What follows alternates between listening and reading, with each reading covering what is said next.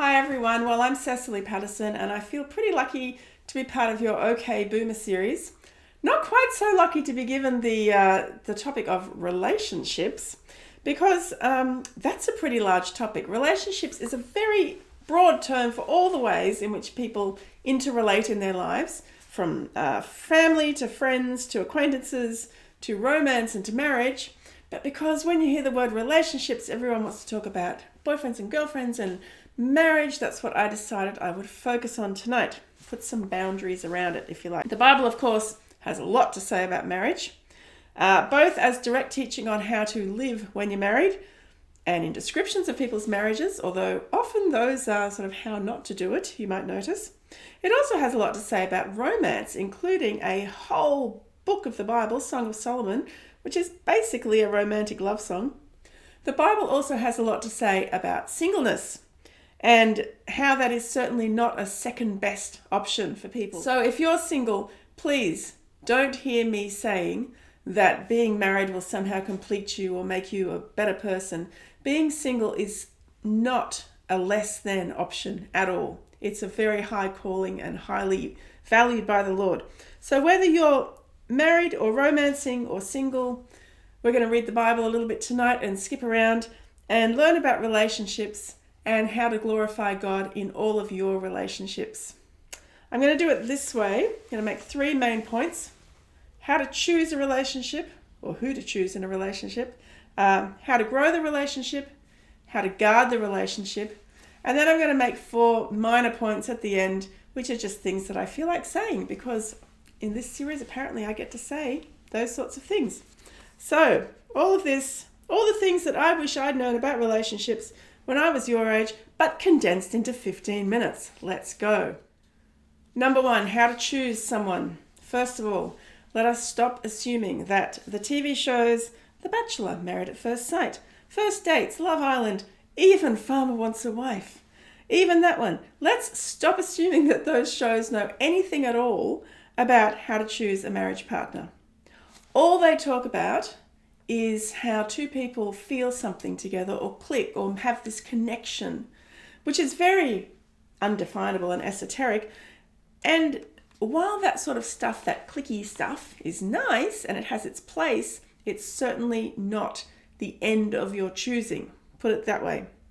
There are 2 things in your choosing which are far more important. One of them is character. The person that you think you click with, how well do they act under pressure? Do they run? Do they freeze? Do they get out of there? Do they fall apart? Or can they find a way through? Has the person that you click with learned how to solve problems and communicate? All these things are part of character. Are they patient and forgiving? Or are they angry and bitter? They hold grudges. Do they persevere and keep going even when things don't feel so good? Have they shown commitment in their lives so far?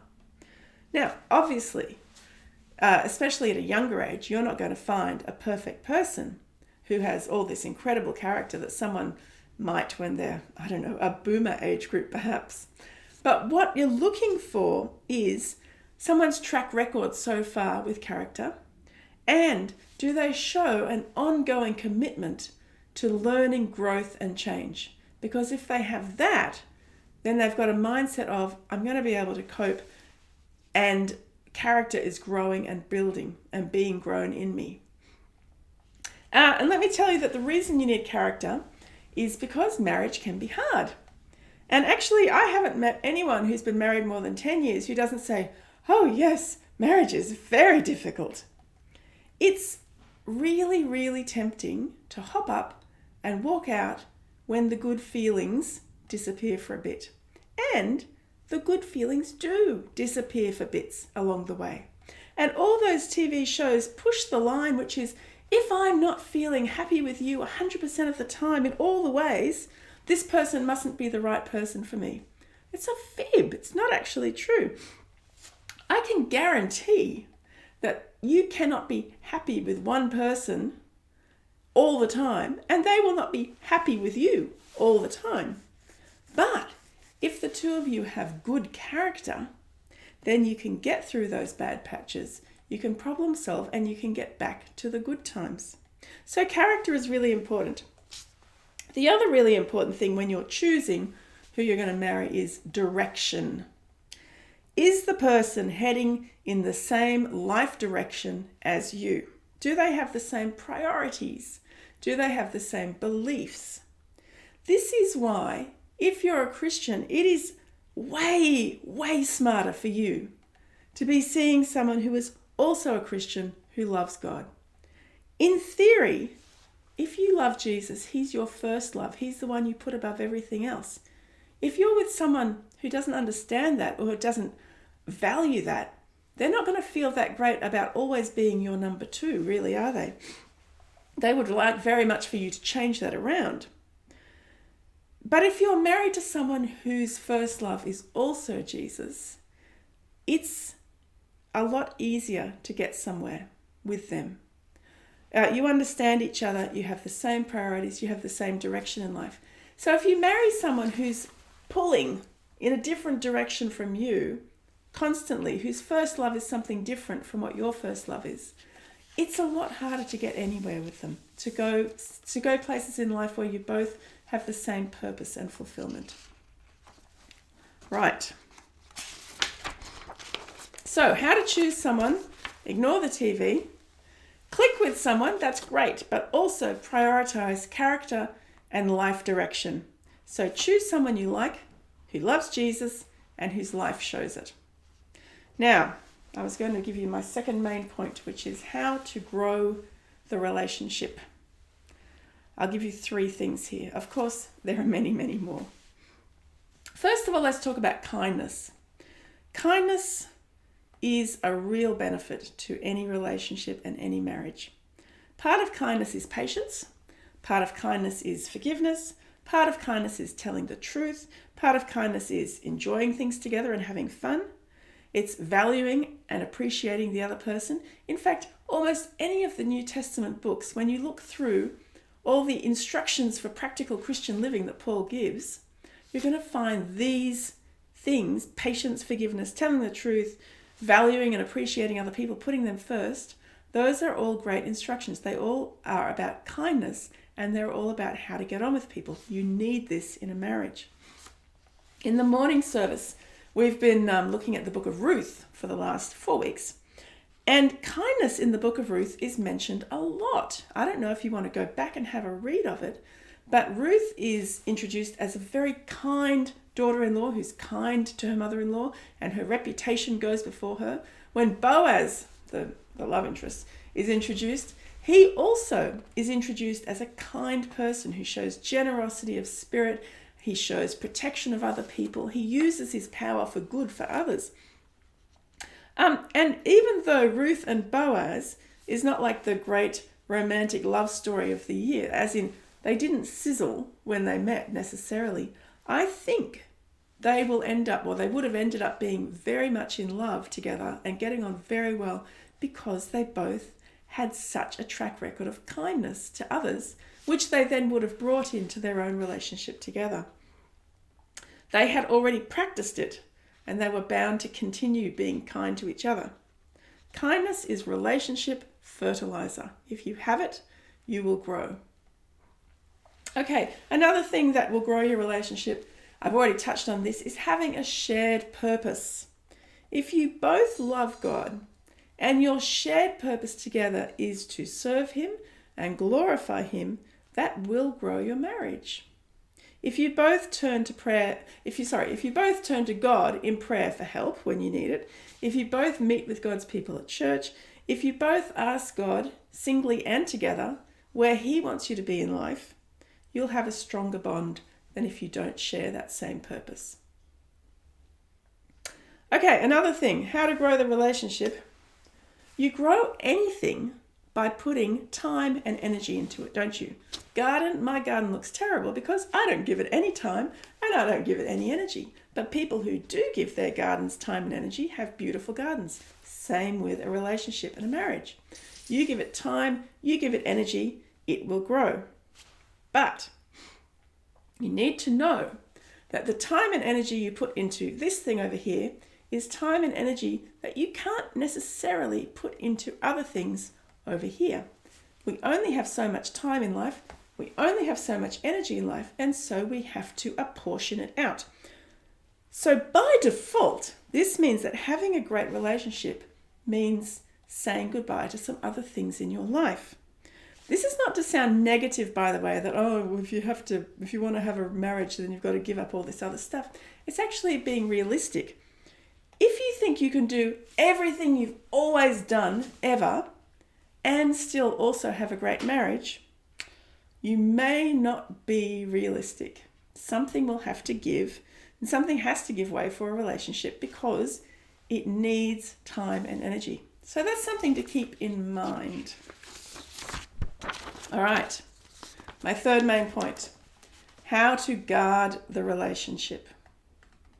The Bible has quite a lot to say about guarding your heart, guarding your mouth, guarding your eyes, all those sorts of things.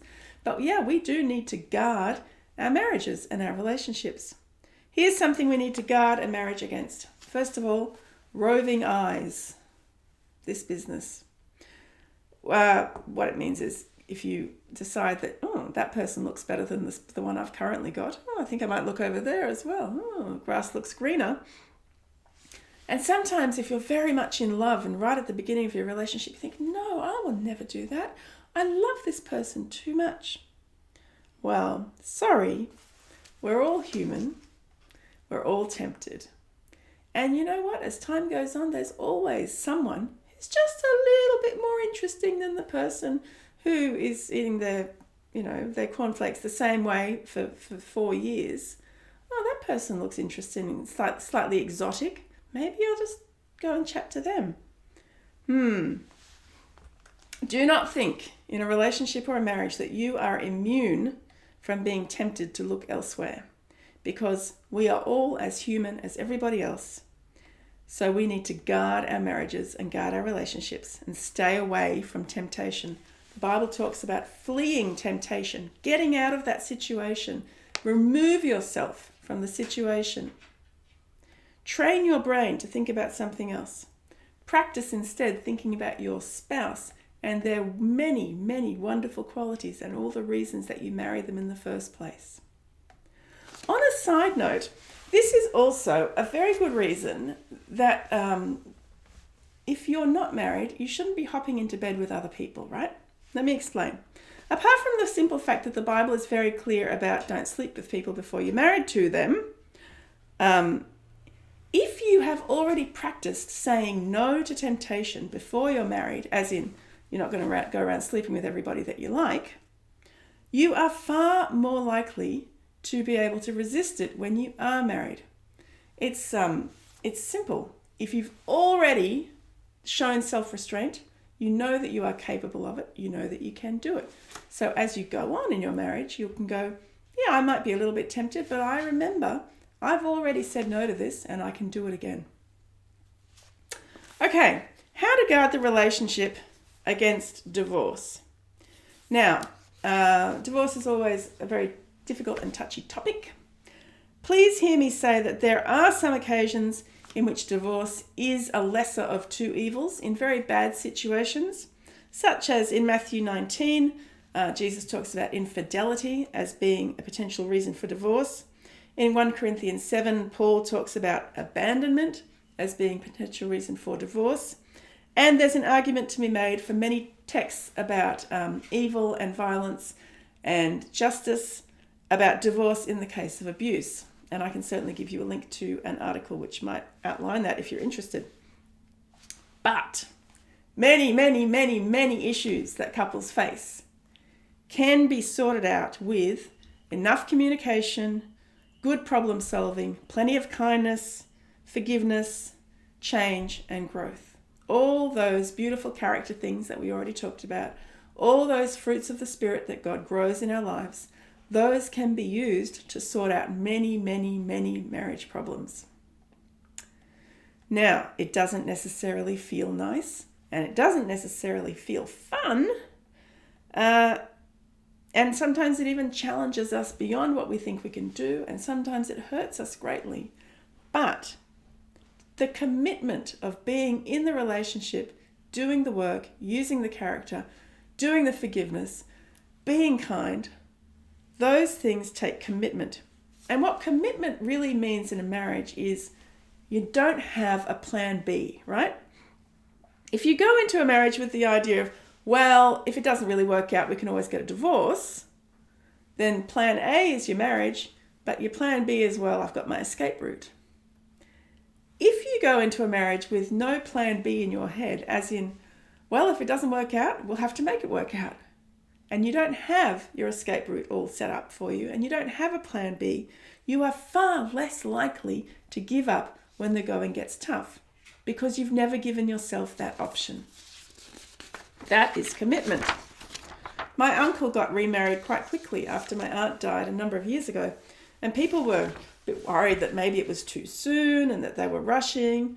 And what he said was, and he'd been married for a long time to my aunt, he said, look, marriage, he said, it's all about commitment. That's all it is.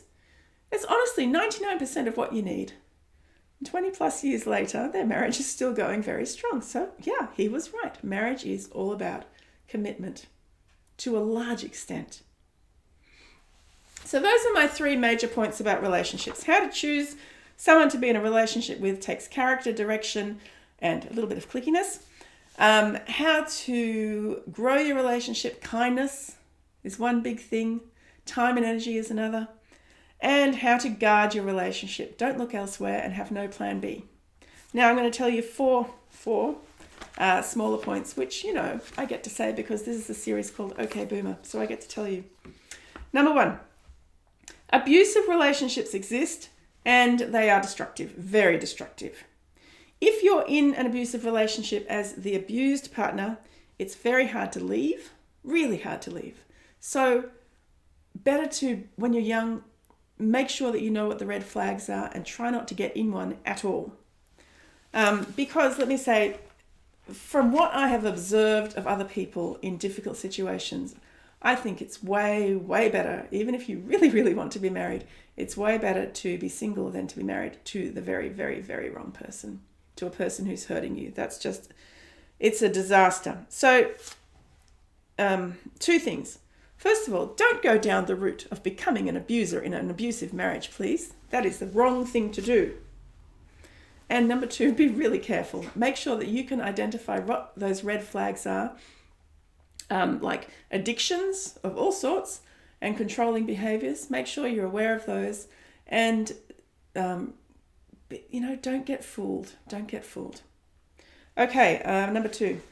You are, on average, 50% of the relationships that you're in. Okay, there are lots of relationships which maybe teacher-student, the teacher has a lot of power in that relationship, the student has less. But in this sort of relationship, romance and marriage, you are 50% of it. Which means that if there are problems in your relationship, assuming, of course, that it's not dysfunctional and abusive, generally you are contributing about 50% of the problems.